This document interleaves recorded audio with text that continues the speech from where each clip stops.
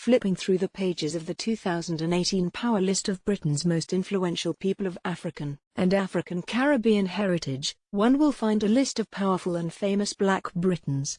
Hollywood bigwigs, such as Oscar-winning filmmaker Stephen Rodney Steve McQueen of 12 Years a Slave, to John Boyega of the latest films in the Star Wars franchise, and the acclaimed comedian Sir Lenny Henry, who is of Jamaican parentage. On page 55, you'll find the photograph of a Jamaican woman beaming gracefully in a standalone photo spread across the page. She may not be well known in Jamaica, but in many African and Caribbean communities throughout England, she is known simply by her first name, Paulette. Paulette Simpson is the Executive, Corporate Affairs and Public Policy at Jamaica National's Junction Representative Office in the United Kingdom, UK, and Executive Director of The Voice, Britain's top black newspaper that has served the black community in the UK for 35 years. Building relationships tasked with the responsibility of shaping and influencing Junction's presence, and preserving and maintaining its reputation in the Jamaican UK diaspora. The Manchester High School past student doesn't make light of her role in Junction's vast operations in that country.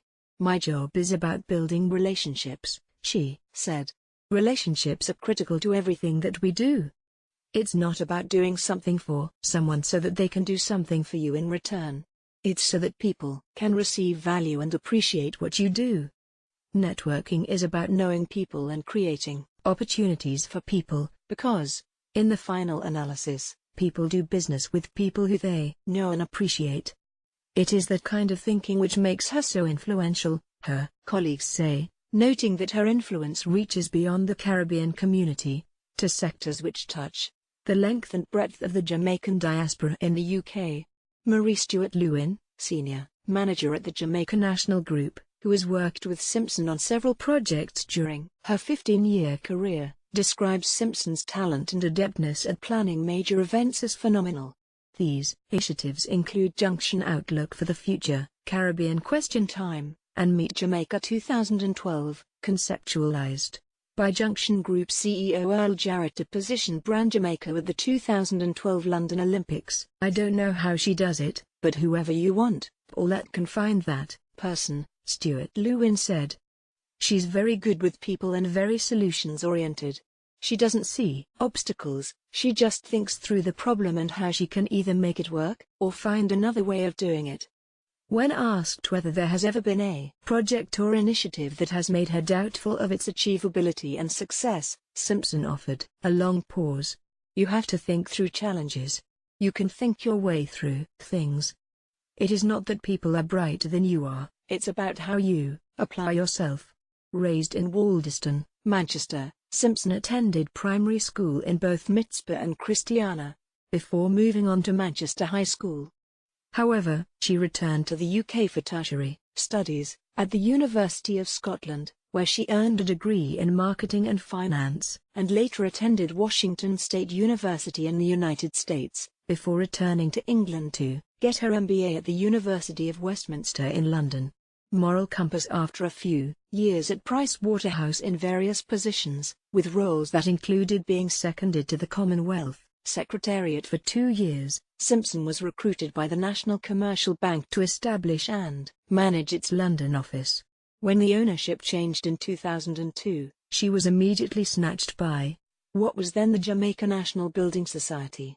Although born in England, her grandmother, Violet Simpson, thought it best for her granddaughter to be raised in Jamaica so that she could cultivate the values and culture of the island.